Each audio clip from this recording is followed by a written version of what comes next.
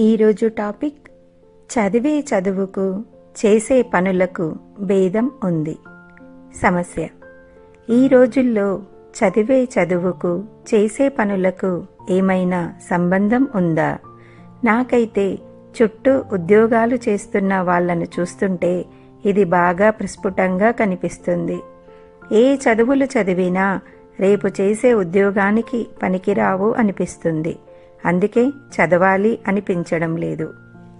వివరణ: నిజానికి చదువు సంస్కారంతో ముడిపెట్టబడాలి, కానీ దురదృష్టవశాత్తు ఉద్యోగంతో ముడిపెట్టబడుతుంది.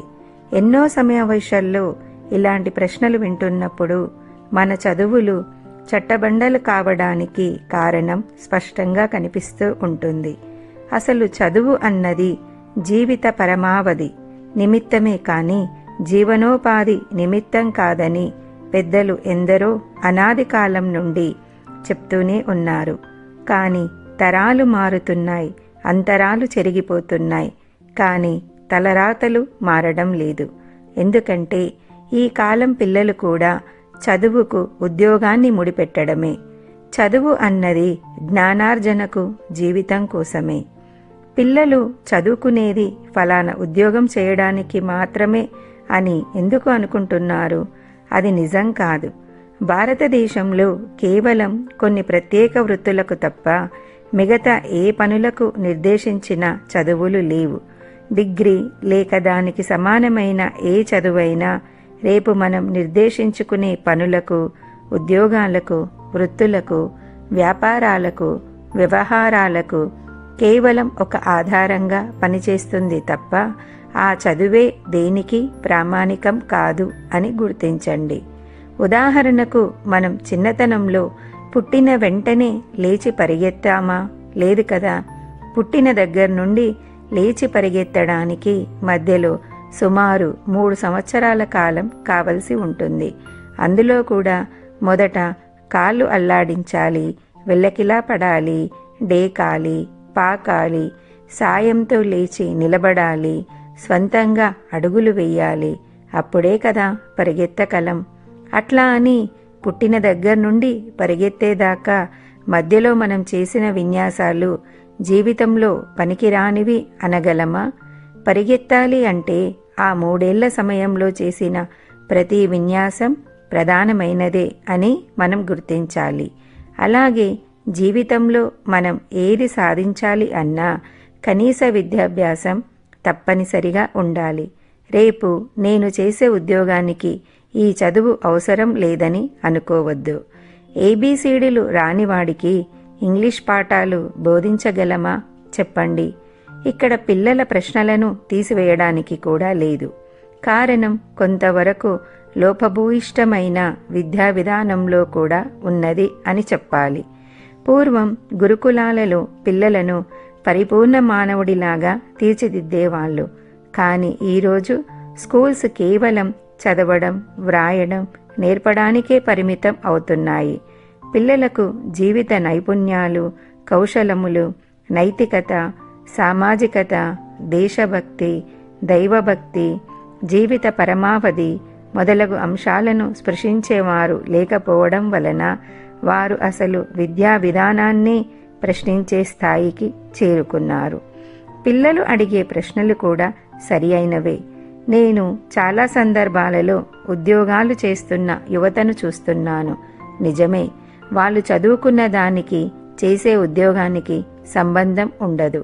చాలామంది విషయంలో అరే ఏంటిది, అలా ఎందుకు చేస్తున్నారు, చక్కగా మీరెంచుకున్న రంగంలోనే స్థిరపడొచ్చు కదా అని అడిగితే క్రింద పేర్కొన్న జవాబులు వస్తాయి.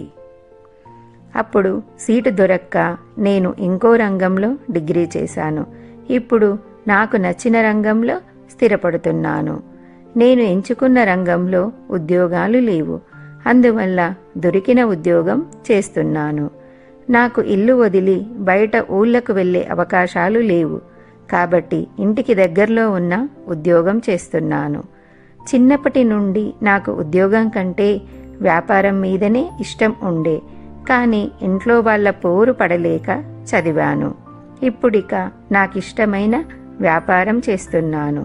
పెళ్ళైన తరువాత నన్ను కట్టుకున్నవాడి ఇష్టప్రకారం స్థిరపడ్డాను. నేను డిగ్రీ చేసినా నా లక్ష్యం ఇంకా పై చదువులు చదవాలని కనుక ప్రయత్నం చేస్తున్నాను. నేనెంచుకున్న రంగం నా ఒంటికి సరిపడలేదు. అందుకే వేరే ఉద్యోగంలో నెట్టుకొస్తున్నాను. నేను ఎంచుకున్న రంగంలో పనిచేస్తుంటే మిగతా వారు నన్ను చిన్నచూపు చూస్తున్నారు.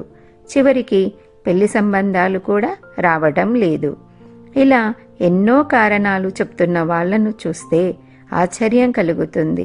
మరి ఇలాంటి వాళ్లను నిత్యం చూస్తున్న పిల్లల మీద వీళ్ళు ఎంత దారుణమైన ప్రభావం చూపుతున్నారో అర్థం కావాలంటే వీళ్ళ ప్రశ్నలు చూస్తే చాలు. అయినా సరే ఇక్కడ పిల్లలు అర్థం చేసుకోవాల్సింది ఏంటంటే, చదువన్నది రేపేదో ఉద్యోగం చేయడానికి మాత్రమే కాదు. మనం భాష నేర్వడానికి, వ్రాయడానికి, చదవడానికి, ఇతరులతో మాట్లాడడానికి, సమాచారం తెలుసుకోవడానికి, ఇతర రాష్ట్రాలకు వెళ్ళినప్పుడు బ్రతక నేర్వడానికి, అంతర్జాతీయ పర్యటనలలో బాసటగా చేసుకోవడానికి ఇలా ఎన్నో అంశాలు ఉన్నాయి. ఉద్యోగము, పని, వ్యాపారం అన్నవి చదువు యొక్క ఎన్నో ఉపయోగములలో కొన్ని ఉపయోగములు మాత్రమే. కనీసం 10వ తరగతి వరకు అందరూ అన్ని విషయాలు తెలుసుకొని ఆ తరువాత నుండి అసలు జీవితంలో ఏమైతే అవ్వాలి అనుకుంటున్నామో ఆ రంగం మీద మాత్రమే మనం దృష్టి పెట్టాలి. 16వ సంవత్సరం నుండి 21 దాకా అంటే సుమారు 6 ఏళ్లు మనం ఒకే విషయం మీద దృష్టి నిలిపితే ఇక మనకు సాటి ఎవరు చెప్పండి? నేను ఎప్పుడూ చెప్తుంటాను, పని చేస్తున్నప్పుడు చిన్న పని, పెద్ద పని అని మనం చూడవద్దు. కేవలం మంచి పనా లేక చెడ్డ పనా అని చూడాలి. కానీ ప్రస్తుతం మన ఆలోచన విధానం ఇందుకు విరుద్ధంగా ఉంది. అసలు ఈ పరిస్థితికి కారణం ఒక్కరో ఇద్దరో కాదు, అందరూ కారణమే. లోపభూయిష్టమైన విద్యా విధానం, ప్రభుత్వ ప్రాధాన్యత, రాజకీయ ఏకాభిప్రాయం, తల్లిదండ్రుల ఆలోచనా దృక్పథం, ఉపాధ్యాయుల దార్శనికత లోపం, వీటి వలన సరస్వతీ నిలయాలుగా బాసిల్లాల్సిన పాఠశాలలు నేడు కేవలం లక్ష్మీ నిలయాలుగా మారిపోయి పిల్లలను నిర్బలులుగా చేసే పరిశ్రమలుగా మారాయి. అయినా పిల్లలు, మీరు ప్రస్తుతం మీ ముందున్న పరిస్థితులను చక్కగా పరిశీలించిన తరువాతనే ఇలాంటి ప్రశ్నలు వేశారు. కాబట్టి జాగ్రత్తగా చదువుకు చేయబోయే ఉద్యోగ వ్యాపారములకు ఏ విధంగా సంబంధం పెట్టుకోగలరో ఆలోచించండి.